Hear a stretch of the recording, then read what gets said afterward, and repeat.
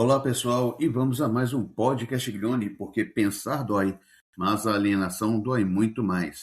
Se inscreva, curta e compartilhe, porque assim você ajuda o trabalho do nosso canal. Se você gosta do nosso conteúdo, então ajude no Pix ricardoluciohistoriador@gmail.com. Qualquer valor ajuda o canal a continuar. Quando o império começa a perder sua hegemonia, ele deixa de negociar. Passa a, amea- Passa a ameaçar, a sancionar, a bombardear, e quando isso já não basta, tenta impedir que seus rivais cresçam. E é exatamente isso que estamos assistindo hoje. O Irã declara bases britânicas como alvos legítimos. A Alemanha descobre que romper com a energia russa teve preço industrial gigantesco. E o Brasil entra definitivamente no tabuleiro da guerra pelos minerais críticos, com analistas americanos alertando que a própria pressão de Washington pode empurrar Brasília para Pequim. Três acontecimentos que parecem desconectados e não estão.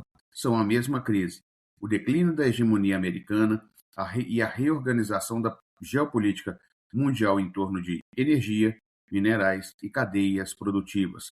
Hoje, no podcast Glione, vamos entender essa crise em sua totalidade, com Lenin e Bukharin para entender o imperialismo como sistema de rivalidades, com Gramsci para entender a crise da hegemonia americana, com Giovanni Arrighi para entender o deslocamento do centro dinâmico mundial para a Ásia, com Celso Furtado e Rui Mauro Marini para entender a perda de capacidade produtiva alemã e a disputa pelos minerais brasileiros, com David Harvey para entender a acumulação por espoliação energética, com Rosa Luxemburgo e Samir Amin para entender os limites da expansão capitalista, com Florestan Fernandes para entender o Brasil nessa disputa. Bora entender. O governo iraniano declarou que qualquer base britânica usada em operações contra seu território será considerada alvo legítimo. O novo premier, Andy Burnham, que está sucedendo Keir Starmer, disse que vai deixar à disposição dos Estados Unidos todas as bases americanas na região do Oceano Índico, o que deixou Teherã bastante irritada. Mas, estrategicamente, o discurso iraniano tem outra lógica, a lógica da dissuasão. Clausewitz dizia que a guerra é continuação da política por outros meios. Lenin acrescentaria: o imperialismo transforma toda a política internacional numa disputa permanente entre potências pela redivisão do mundo. O Irã sabe que não tem capacidade de derrotar militarmente a OTAN em confronto direto, mas pode aumentar enormemente o custo político de qualquer intervenção. E essa é precisamente a estratégia que já documentamos em nosso episódio sobre Hormuz. Não promete atacar por iniciativa própria, promete responder com custo elevado. A diferença é estrutural. A diferença é entre agressão e dissuasão. Quando Teherã menciona o histórico britânico, não é retórica vazia. Foi Londres quem desenhou as fronteiras artificiais do Oriente Médio pós-1918.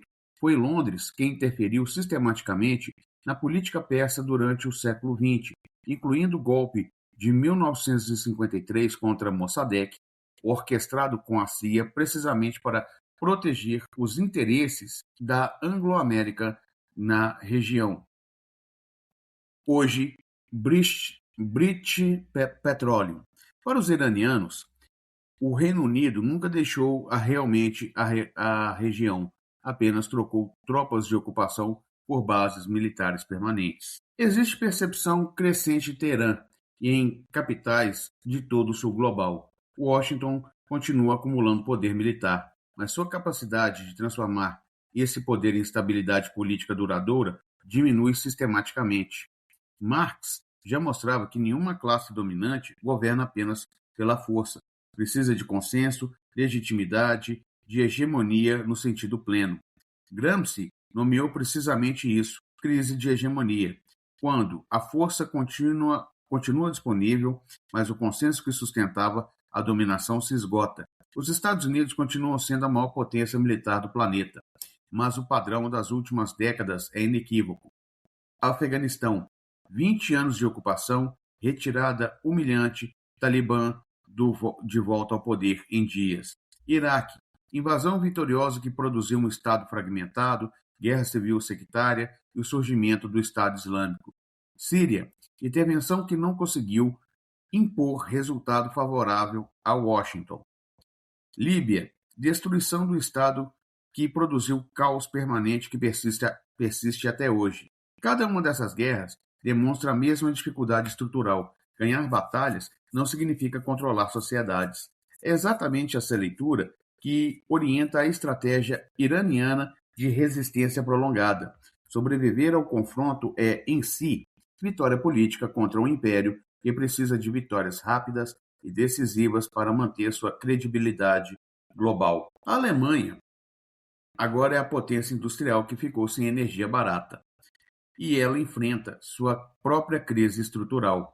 Durante décadas, a indústria alemã foi construída sobre 3 pilares que funcionavam em conjunto: energia russa barata, gás que alimentava a indústria pesada e o custo competitivo global, tecnologia alemã de ponta, décadas de investimento em engenharia de precisão, mercado chinês, tanto como consumidor de produtos alemães, quanto como parceiro em guerras em cadeias produtivas. A guerra na Ucrânia e a destruição do Nord Stream, que já analisamos em episódio anterior, rompeu esse equilíbrio de forma irreversível. Sem gás russo barato, os custos industriais alemães explodiram. Empresas perderam competitividade internacional, investimentos diminuíram sistematicamente e diversas indústrias começaram a transferir produção para outros países onde a energia continua acessível. Celso Furtado chamaria isso de perda estrutural da capacidade produtiva, o mesmo processo de desindustrialização que ele identificou nos países periféricos, agora acontecendo no coração industrial da Europa. A ironia histórica é dolorosa. O país que sempre pregou disciplina fiscal e eficiência de mercado para os países do sul global está vivendo, ele mesmo, a desindustrialização provocada por decisão geopolítica que não controlou. E quem ganhou com essa ruptura? Os Estados Unidos. A Europa passou a importar gás natural liquefeito americano, muito mais caro que o gás russo por gasoduto. Washington fortaleceu sua indústria energética doméstica às custas da competitividade industrial de seu principal aliado europeu. David Harvey, em Novo Imperialismo, chama isso de acumulação por expoliação aplicada entre aliados. Os Estados Unidos não expoliaram o inimigo, expoliaram a base industrial de seu próprio aliado, transferindo o valor da Alemanha para o complexo energético americano através da dependência forçada do gás liquefeito. Enquanto isso, a China manteve acesso relativamente estável às fontes energéticas da Eurásia, através de gasodutos com a Rússia, através de parcerias energéticas diversificadas que a guerra não afetou da mesma forma. O resultado é estrutural. Produzir na China tornou-se relativamente mais barato, produzir na Alemanha tornou-se relativamente mais caro. E capital industrial segue sempre a rota de menor custo. É a lógica elementar da acumulação que Marx descreveu no Capital. A disputa Berlim e Pequim é quando o rival vira concorrente direto. Agora Berlim acusa Pequim de manipulação cambial, e o problema vai muito além do câmbio. A China deixou de competir apenas em mão de obra barata. O modelo das décadas de 1990 e 2000 hoje disputa diretamente os setores de ponta: inteligência artificial, máquinas industriais avançadas, veículos elétricos, robótica, energia renovável, semicondutores. Exatamente os setores onde a Alemanha sempre foi dominante historicamente. Giovanni Arrighi, em Adam Smith, em Pequim, obra que já usamos em episódios anteriores sobre a China, previu com precisão esse deslocamento. O centro dinâmico da acumulação capitalista mundial se desloca sistematicamente ao longo dos séculos, e o século XXI marca a transição desse centro para a Ásia Oriental. Não é acidente conjuntural, é mudança estrutural de longo prazo que a guerra na Ucrânia e a crise energética alemã apenas aceleraram e tornaram visível para o público mais amplo. Agora chegamos ao Brasil, e é o ponto que conecta toda essa análise à nossa realidade. Durante muito tempo, o país foi visto apenas como exportador de commodities agrícolas e minério de ferro. Hoje, isso mudou radicalmente. Lítio, nióbio, grafite, terras raras, níquel, cobre, urânio. Esses minerais tornaram-se fundamentais para baterias, inteligência artificial, equipamentos militares e toda a transição energética que o capitalismo global precisa realizar. Quem controla minerais críticos controla parte decisiva da economia do século XXI, exatamente como analisamos em nossos episódios anteriores sobre a Terrabras e a reunião Lula-Trump. E aqui, o dado mais revelador que esse roteiro traz. Diversos analistas norte-americanos alertam que políticas excessivamente agressivas de Washington podem produzir efeito contrário ao pretendido. Se os Estados Unidos aumentarem a pressão sobre o Brasil, através de tarifaço, sanção, condicionalidade, o Brasil pode aprofundar sua cooperação econômica com Pequim, não por ideologia, por interesse econômico estrutural. A China possui capital disponível, tecnologia de processamento, mercado consumidor gigantesco, capacidade industrial instalada e, crucialmente, enorme necessidade desses recursos para sustentar sua própria transição energética. Rui Mauro Marini, Dialética da Dependência, nos daria um instrumento crítico necessário aqui. A questão não é trocar dependência dos Estados Unidos por dependência da China. E se o Brasil consegue, nesse momento de disputa entre potências, construir margem de manobra soberana que nenhuma das duas superpotências teria interesse em conceder espontaneamente. Florestan Fernandes completaria: essa margem de manobra só existe se houver projeto nacional que a burguesia associada brasileira historicamente recusou construir. A nova geografia do imperialismo está indo além do petróleo. E Lenin escreveu que o imperialismo transforma o planeta em disputa permanente entre grandes potências pela redivisão do mundo.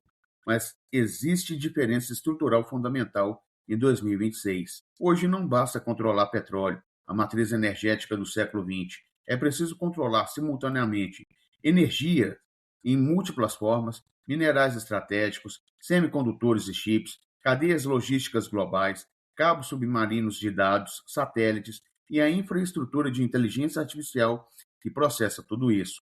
Rosa Luxemburgo, em A Acumulação do Capital, havia identificado que o capitalismo precisa constantemente de novas fronteiras de acumulação e que, quando as fronteiras territoriais se esgotam, o capital se volta para as fronteiras tecnológicas e informacionais.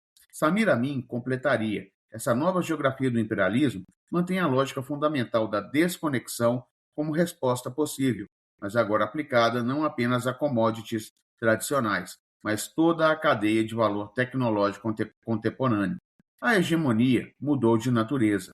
Quem dominar essas cadeias interconectadas dominará a economia mundial do século XXI, não apenas quem tiver mais petróleo ou mais tanques. Então vamos fechar com a clareza que esse momento histórico exige. O Irã resiste porque ele elevou o custo político da intervenção, aplicando a lição de Clausewitz e Lenin sobre a guerra como continuação da política por outros meios. A Alemanha paga caro pela ruptura energética, demonstrando, como Furtado já havia identificado para a periferia, que perda de soberania energética é sempre perda de capacidade produtiva. A China amplia sua influência industrial precisamente nos setores que a RIG identificou como marcadores do deslocamento do centro dinâmico industrial. E o Brasil torna-se peça central da disputa, com Marini e Florestan nos lembrando que a questão decisiva não é escolher entre Washington e Pequim, mas construir soberania real que nenhum dos dois blocos concederia espontaneamente. Gramsci nos mostrou que os Estados Unidos enfrentam uma grande crise de hegemonia, força militar que não se traduz mais automaticamente em controle político estável. Harvey nos mostrou que a acumulação por expoliação opera até entre aliados, a Alemanha expoliada por seu próprio protetor americano. Rosa Luxemburgo e Samir Amin nos mostraram que a nova geografia do imperialismo, energia, minerais, chips, dados, segue a mesma lógica estrutural de expansão que sempre caracterizou o capitalismo, apenas com nova fronteira energética. No fundo, todas essas histórias contam a mesma narrativa. A velha ordem internacional construída após a Guerra Fria está sendo tensionada por uma transição de poder que nenhuma potência controla completamente. Como ensinava Lenin, o imperialismo não elimina as contradições do capitalismo, ele as amplia em escala mundial. E é justamente nessas contradições entre Irã e Reino Unido, entre Alemanha e China, entre Brasil e as duas superpotências, que se desenham os conflitos, as alianças e as disputas que moldarão a próxima etapa da ordem mundial. E como sempre dizemos no podcast Glione, pensar dói, mas a alienação dói muito mais. Se o conteúdo te ajuda a pensar, ajude o canal a continuar. Pix, Ricardo Lúcio Historiador, @gmail.com. Se inscreva, curta e compartilhe, porque assim você ajuda o trabalho do nosso canal. Até o próximo podcast Glione.